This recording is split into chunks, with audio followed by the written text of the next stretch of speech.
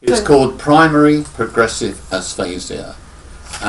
Basically, it's related to the brain, where certain nerve ends just die off, and the communication between the brain and the vocal cords means that your speech is not related to what you think you're saying, is not what you're actually saying.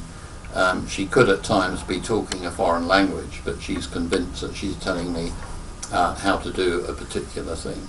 So, and this started in about 2009 when she was working after her retirement, typing out medical documents, and she lost the ability to remember the spelling in some of the words.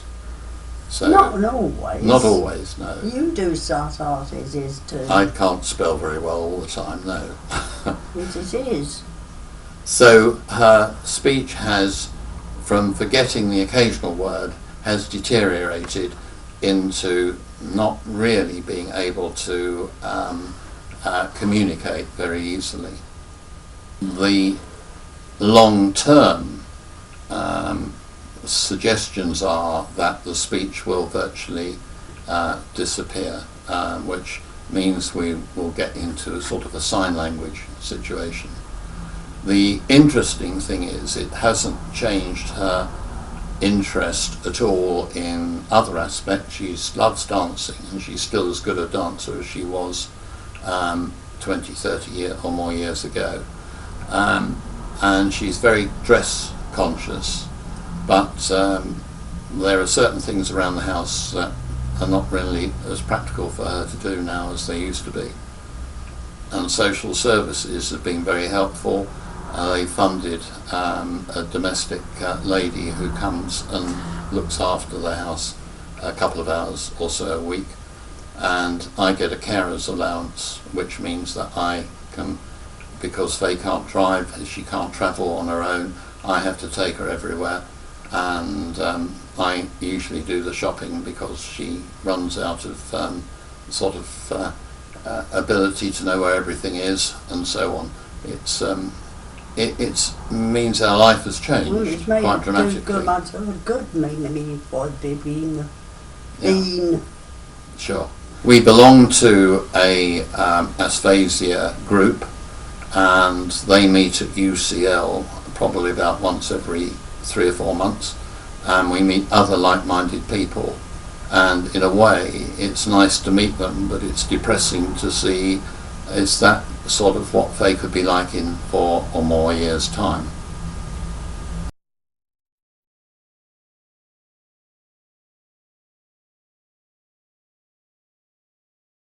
I used to be very active with motorsport, going off at weekends, belonging to a club, and doing various other activities. Sometimes. And I can't leave Faye comfortably on her own, so I need to make arrangements for a sitter or people from 1 or 2 local charities to come and spend time with her if I'm not here. Only this last weekend I was away Friday and Saturday, and she had to have people look after her.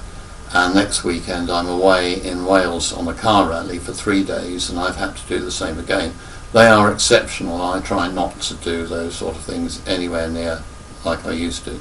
We used to do car rallies, anything. She can't tell. She doesn't like me arranging for other people to come and do things. I mean, for argument's sake, I'm an awful cook, and Faye has sort of slowed up her involvement in that, and we now have a lady locally who prepares meals for us twice a week, and these are sort of uncomfortable situations where you feel your life is changing, not because you want it to change, but it's just what you can and can't do.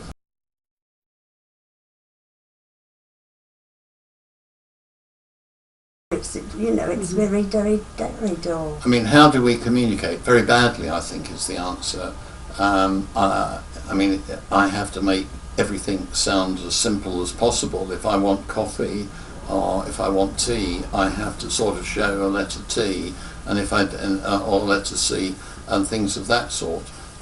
If I think that something needs to be put in the washing machine or whatever, I have to literally go up and start sort of physically showing it.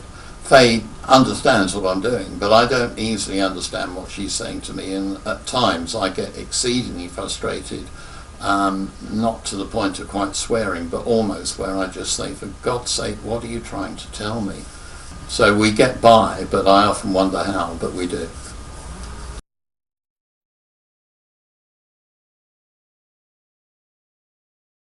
The private speech and language therapist was without any doubt a much more sophisticated approach to helping Faye with a program of photographs, words, matching animals to farms, and that sort of type of teaching aid.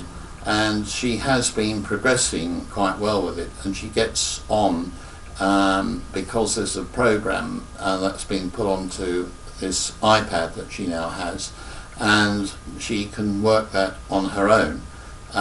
She also has a sitter who is from a charity, who just comes really to take over from me, just to give her some sort of comfort. And she's become involved in these programs and sits alongside Faye with the programs. Not that she's a speech language therapist, but she and Faye go through them together. So all this has helped Faye from being depressed into being sort of a more happier person in her own way. And I find that sort of a comforting issue.